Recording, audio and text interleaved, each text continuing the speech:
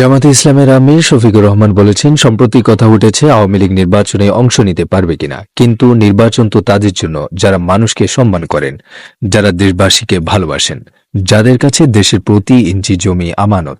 এই বিশ্বাসে যারা বিশ্বাসী নয় তাদের কপালে নির্বাচন নেই। তারা তিনটি নির্বাচনে অবৈধভাবে ক্ষমতায় থাকাকালে তাণ্ডব চালিয়েছেন। তারা তো নির্বাচনেই বিশ্বাস করেন না, তাদের আবার কিসের নির্বাচন?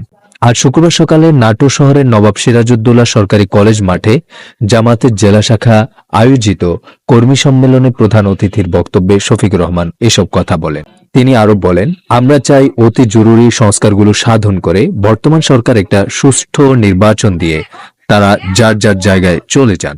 এই নির্বাচনে জনগণ যাকে ভালোবাসেন, যার উপরে আস্থা রাখতে পারবেন, যাদের দেশের দায়িত্বটা দিলে দেশের মানুষকে সম্মান করবেন, ভালোবাসবেন, তাদের বেছে নেবেন। দেশের মানুষের আমানত যারা শ্বশুরবাড়ির নেয়ামত মনে করবেন না, প্রতিটি আমানতই পাই পাই করে হিসাব রাখবেন, তাদেরই তারা বেছে নেবেন।